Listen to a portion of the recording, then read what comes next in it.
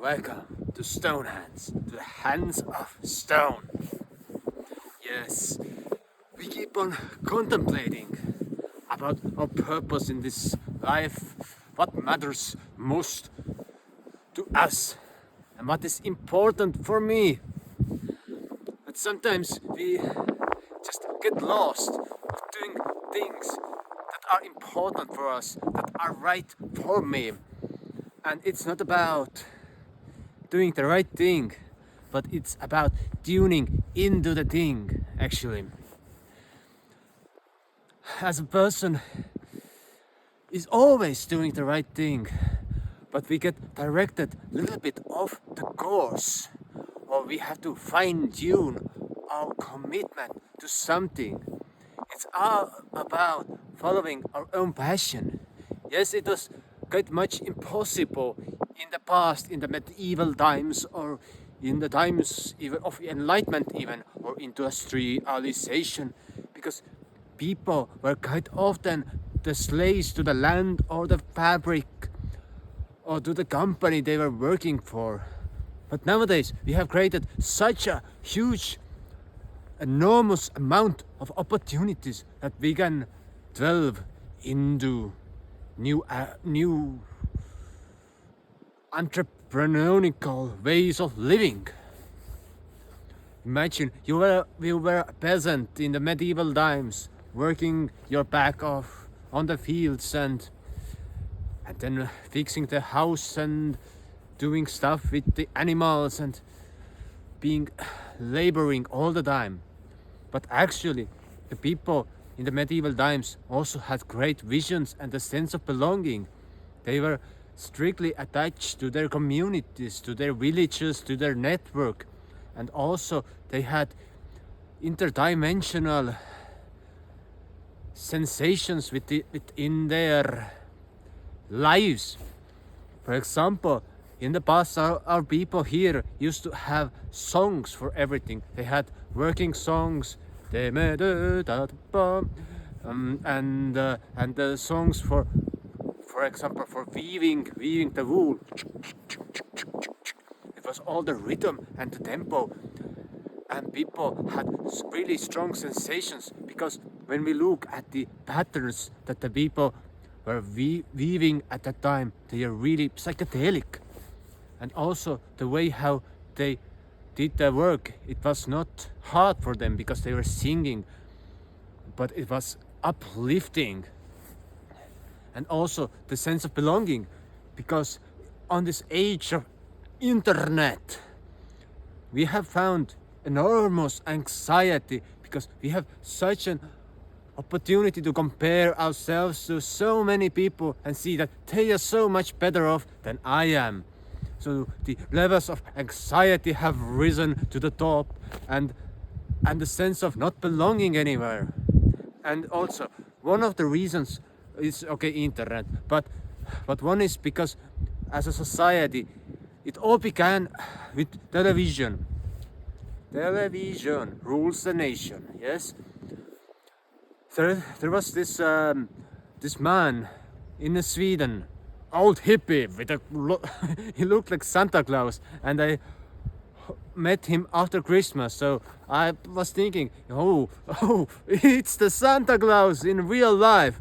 But no, he was an old Swedish hippie with a guitar, and he told me in the 70s he traveled from the south of Sweden to the north just on foot, and he was knocking on the doors of people to ask some water and something to eat, and mostly people let him in.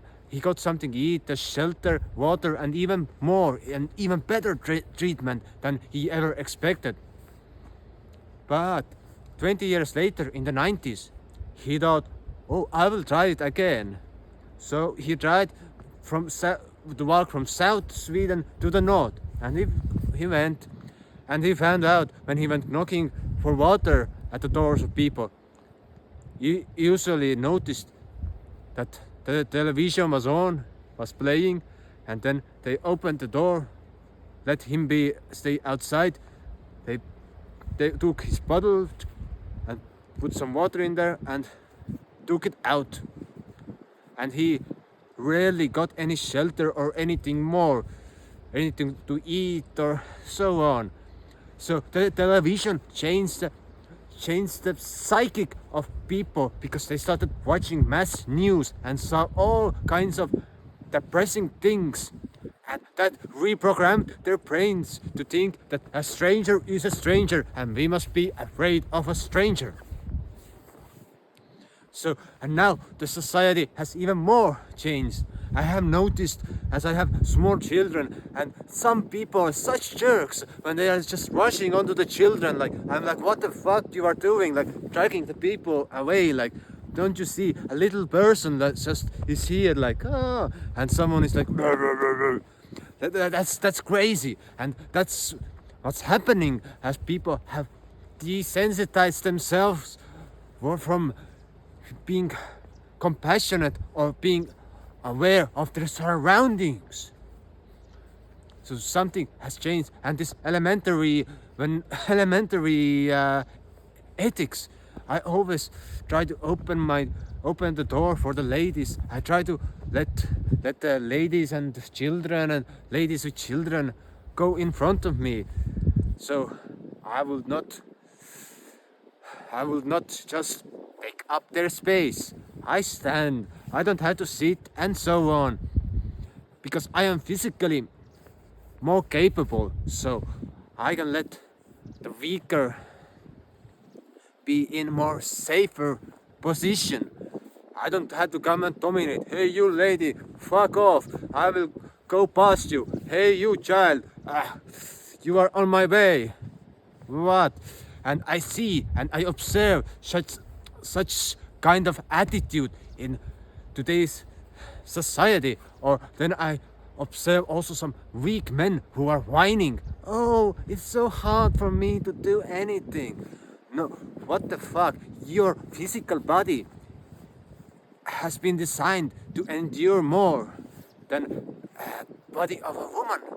Yes, that's a fact. That's not a thing of, oh, I prefer this or I prefer that.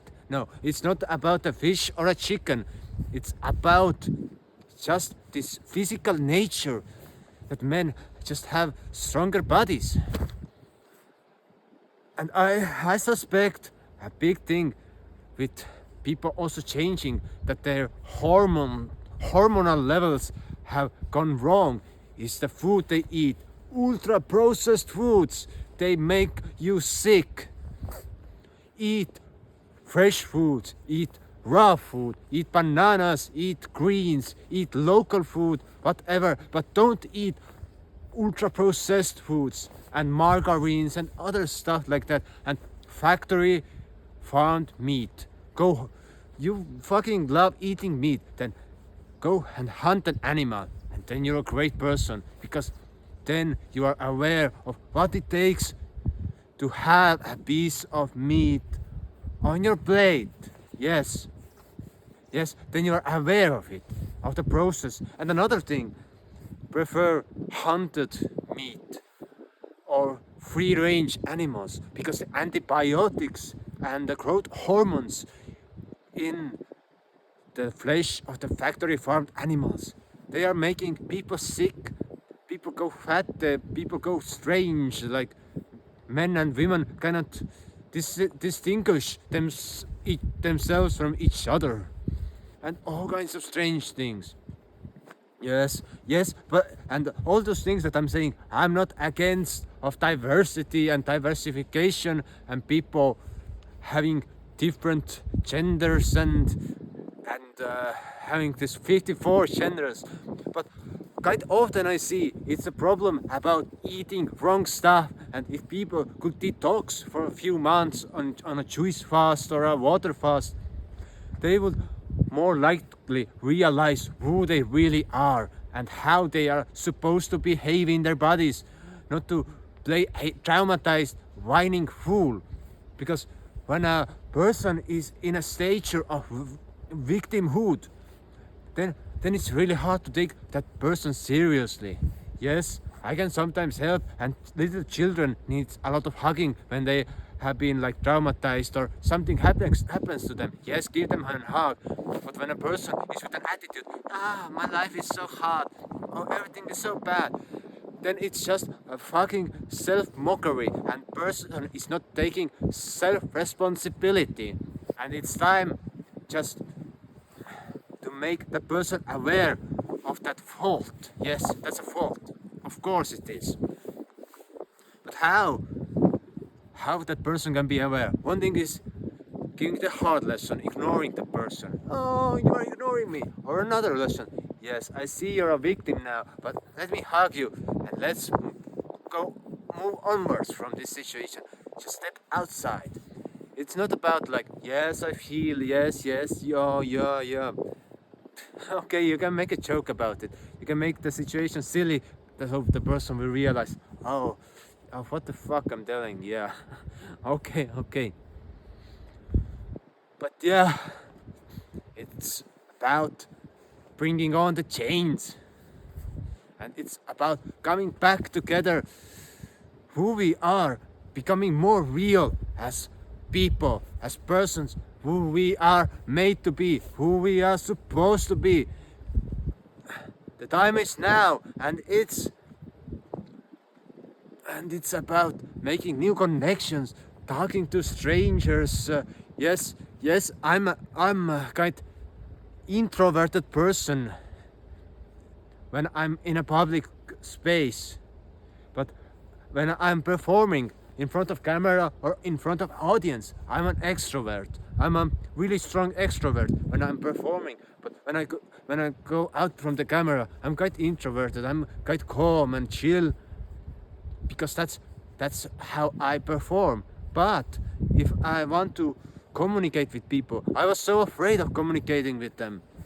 Like, oh, I don't want to go there because I had to ask something, and I went over that stop or that blockage, and I began communicating with people with more ease, and it's so really easy for me to strike a conversation. But now it's like, do I want to strike a conversation or no? Do I want that or no? It's more about choice. Yes, it's about choice, not about fear.